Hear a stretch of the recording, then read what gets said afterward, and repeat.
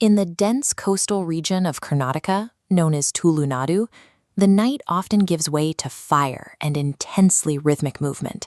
This is the Daiva Kola.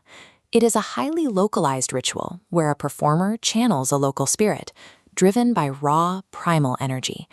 This photograph from the colonial era shows British military officers seated alongside Indian royalty.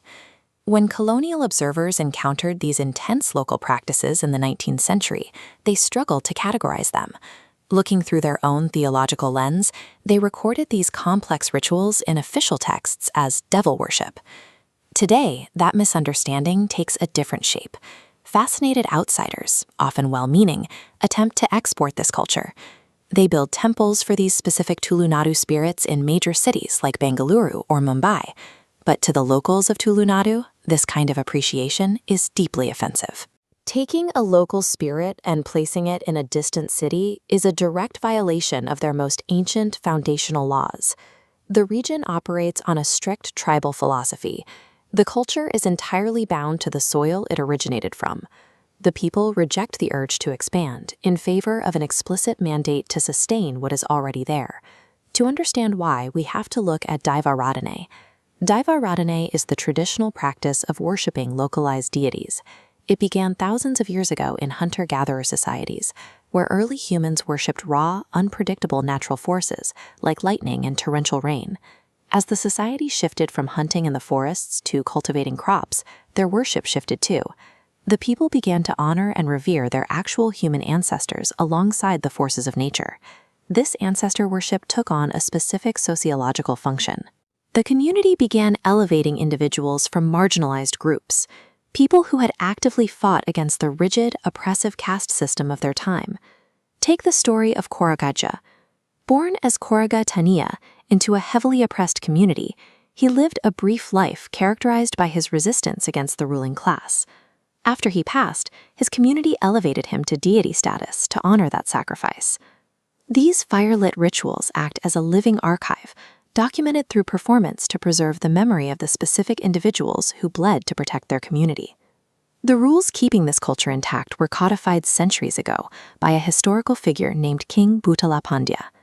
This is the imposing ridgeline of the Western Ghats. King Bhuta Pandya used this terrain to establish his first massive cultural boundary.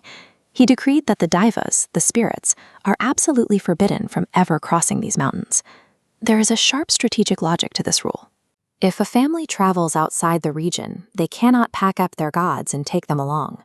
By tethering the points of worship strictly to the local geography, the king removed the incentive for his people to permanently migrate and fracture the community.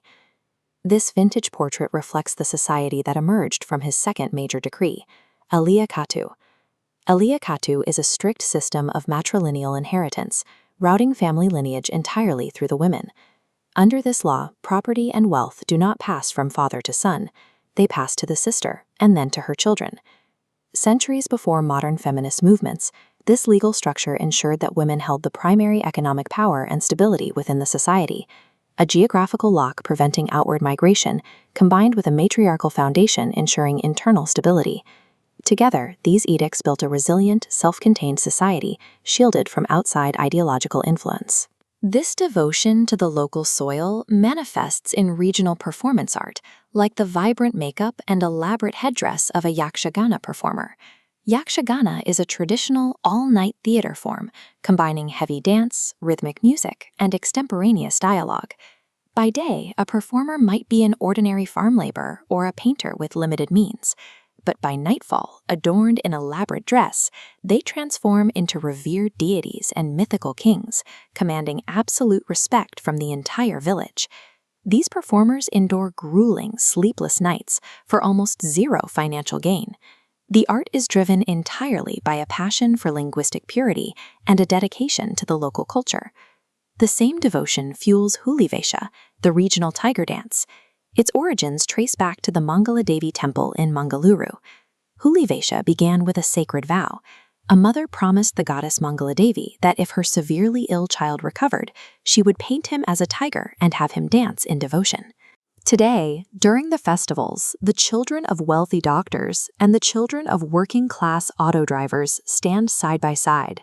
They paint their bodies identically, completely erasing any visible class divides in the process.